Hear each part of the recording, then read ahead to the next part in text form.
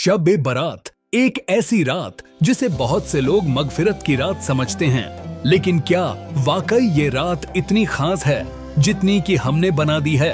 क्या शब ए बारात का जिक्र कुरान में है? क्या नबी करीम ने इस रात कोई खास इबादत की थी या हमने अपनी तरफ से कई नई रसूमात ईजाद कर ली हैं?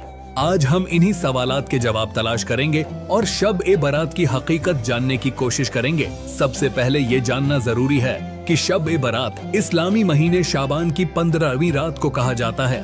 बहुत से लोग ये मानते हैं कि इस रात अल्लाह ताला लोगों के मुकद्दर के फैसले करता है और गुनाहों को माफ करता है, लेकिन अगर हम कुरान को देखें तो इसमें कहीं भी इस रात का जिक्र नहीं मिलता।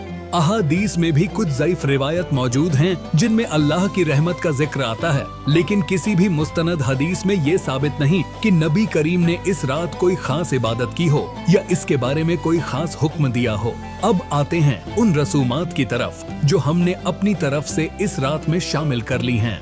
सबसे पहले कब्रिस्तान जाने का रिवाज, जिसमें लोग अपने मरहूमीन के लिए दुआएं करते हैं। दुआ करना बिला शुबह जायज है, लेकिन कब्र पर चिराग जलाना, मोमबत्तियां रखना या वहां खास तरीके से इबादत करना इस्लाम में कहीं भी साबित नहीं। नबी करीम और सहाबा किराम ने कभी ऐसा नहीं किया। इसी तरह शब ए बारात को त्योहार की तरह मनाने का रिवाज भी आम हो चुका है। कुछ लोग आतिशबाजी करते हैं, मिठाइयाँ तकसीम करते हैं और इसे किसी खुशी के मौके की तरह मनाते हैं, लेकिन दीन इस्लाम में इसकी कोई हकीकत नहीं है।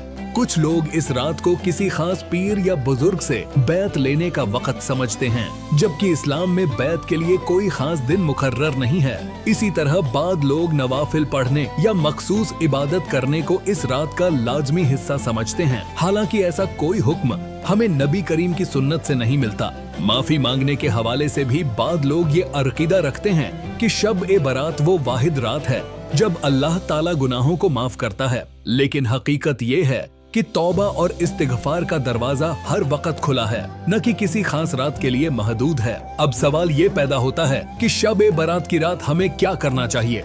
अगर इबादत करनी है तो वही इबादत करें जो नबी करीम ने सिखाई है, यानी नफल पढ़ना, कुरान की तिलावत करना और अल्लाह से दुआ मांगना।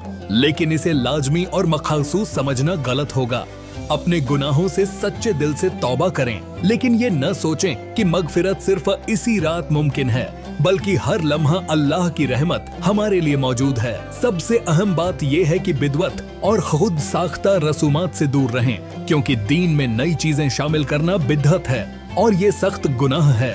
तो अब फैसला आपके हाथ में है। क्या हम इस्लाम को इसकी असल तालीमात के मुताबिक अपनाएंगे या दुनिया की बनाई हुई रसूमात में उलझे रहेंगे? हमें सोचना होगा कि हमारी इबादत अल्लाह और उसके रसूल के बताए हुए तरीके पर होनी चाहिए या फिर लोगों की गढ़ी हुई बिदअत के मुताबिक। अगर आप इस पैगाम से मुत्तफिक हैं तो अपनी राय कमेंट्स में जरूर दें और इस वीडियो को ज्यादा से ज्यादा शेयर करें ताकि ये हकायक सब तक पहुंच सकें।